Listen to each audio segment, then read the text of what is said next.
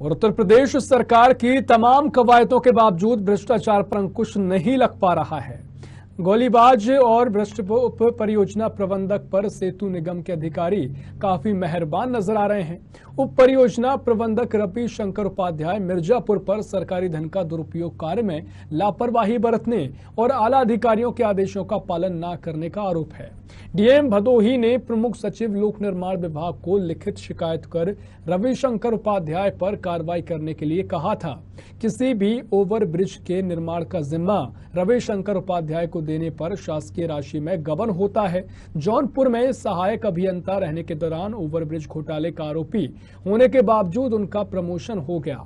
हाल ही में एक video viral हुआ है जिसमें रविशंकर उपाध्याय अपने सहयोगी अभियंताओं को गालियां दे रहे हैं। सूत्रों के मुताबिक अभियंताओं के कार्यालय में फर्जी बिल पास करने का दबाव बनाया जा रहा था।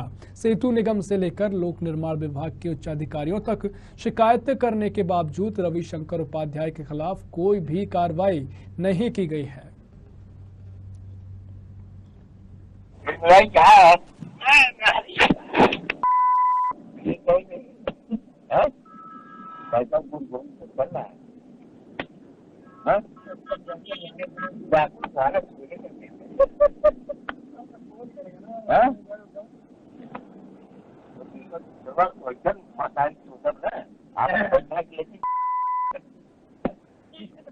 ये जरूर बंद कर दीजिएगा। हम कहेंगे देखिए ऐसा है गौरव जी, अब इसको बंद करके मारेंगे।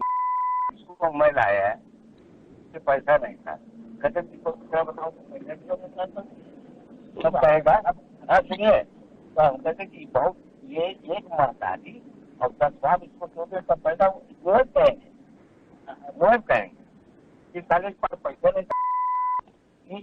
ये क्या बात करेगा? अब कर जाएंगे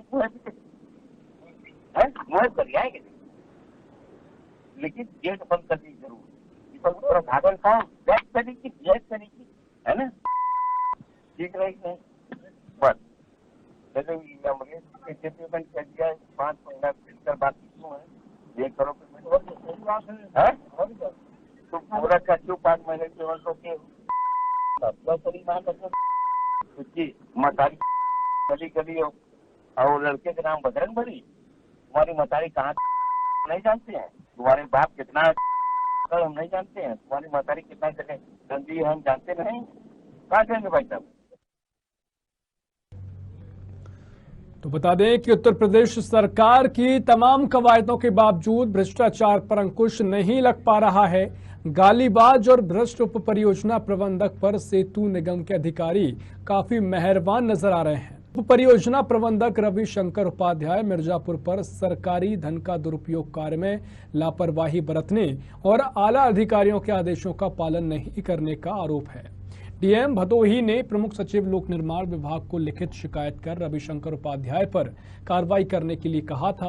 किसी भी ओवरब्रिज के निर्माण का जिम्मा रविशंकर उपाध्याय को देने पर शासकीय राशि में गबन होता है, ये कहा गया था। जौनपुर में सहायक अभियंता रहने के दौरान ओवरब्रिज घोटाले का आरोपी होने के बावजूद भी उनका प्रमोशन किया गया।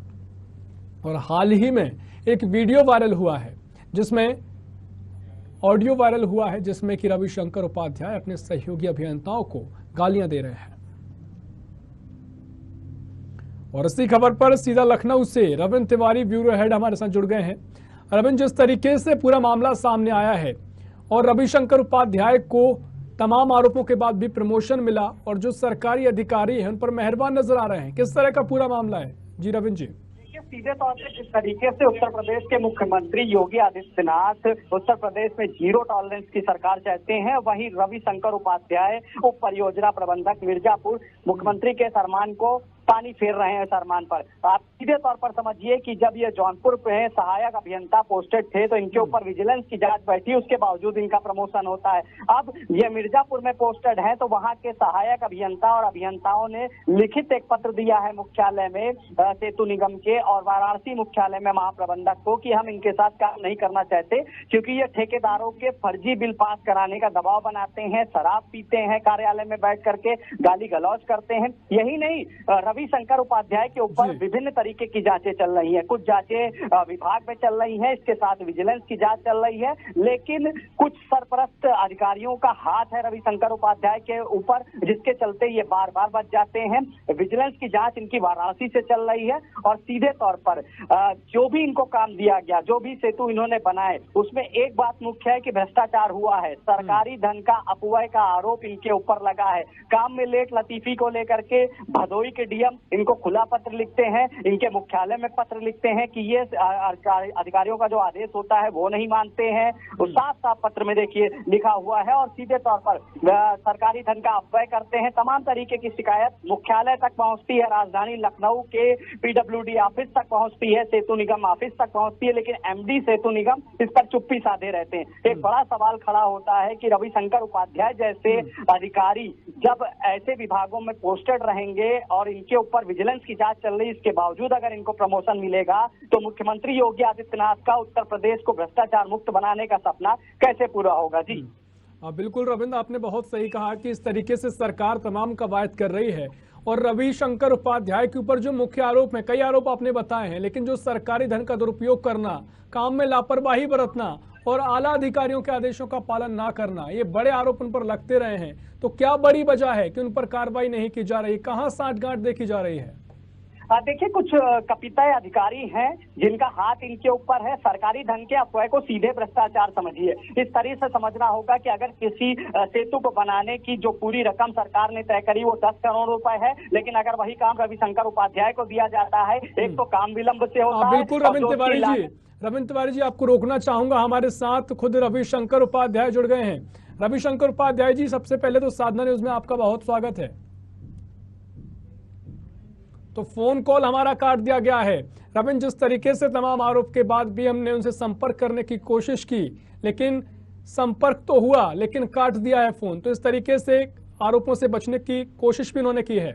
रविंद्र जी बिल्कुल, जिस तरीके से मैंने आपको बताया कि अगर किसी पुल की सरकारी कीमत, किसी सेतु की सरकारी कीमत 10 करोड़, 20 करोड़, 30 करोड़ लगाई जाती है और उसको पूरा करने का जो समय दिया जाता है वो 2 साल या 3 साल दिया जाता है, लेकिन अगर रविशंकर उपाध्याय को उसकी जिम्मेदारी दी जाती है तो एक तो ये 5 साल में पूरा होता है और कीमत दुगनी हो जाती है। इसे ही सरकारी धन का अपव्यय कहते हैं, इसे ही भ्रष्टाचार कहते हैं। यानी कि सरकार ने कीमत तय करी 30 करोड़, लेकिन इनके हाथ में जब काम आया तो इन्होंने बिलों में हेर फेर करके उसको 35 करोड़, 40 करोड़ पहुंचा दिया। यानी कि 5-7 करोड़ रुपए सीधे सीधे भ्रष्टाचार किए जा रहे हैं, सरकारी धन का दुरुपयोग किया जा रहा है। इसी के चलते इनके ऊपर विजिलेंस की जांच भी चल रही है। लेकिन ताजुब है कि 2017 से जो सरकार, योगी सरकार उत्तर प्रदेश में है और मुख्यमंत्री योगी आदित्यनाथ उत्तर प्रदेश को भ्रष्टाचार मुक्त बनाना चाहते हैं, उसके बावजूद विजिलेंस की जांच चल रही रविशंकर उपाध्याय के ऊपर और इनका प्रमोशन हो जाता है। ये उप परियोजना प्रबंधक मिर्जापुर हो जाते हैं। वहां इनके नीचे के ही इंजीनियर जितने हैं, चाहे वो सेक्शन इंजीनियर हो, तमाम जो अभियंता है, वो आरोप लगा रहे हैं कि ये फर्जी बिल पास करने का दबाव बनाते हैं। यही नहीं,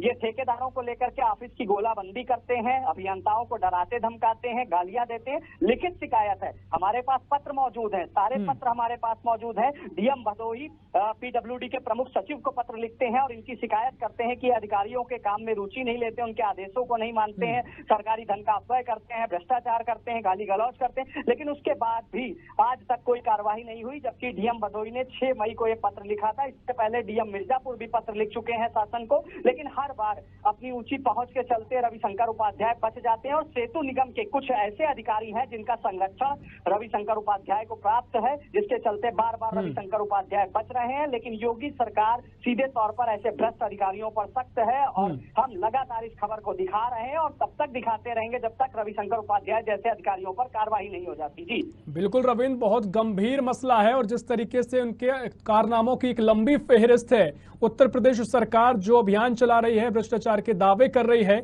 यहां पर वो दावे देखना जरूरी है और देखना होगा इस खबर को चलाने के बाद, इस मुद्दे को पुरजोर तरीके से उठाने के बाद क्या कार्रवाई यहां की जाती है। फिलहाल बहुत बहुत शुक्रिया रविंद्र आपका भी जानकारी देने के लिए। तो बता दें कि पूरा मामला लखनऊ से है, जहां उप प्रबंधक पर कई आरोप हैं, लेकिन आरोपों के बावजूद भी कोई भी कार्रवाई नहीं की गई है। और इस बुलेटिन में इतना ही। देश और प्रदेश की और भी खबरों के लिए देखते रहिए साधना न्यूज। नमस्कार।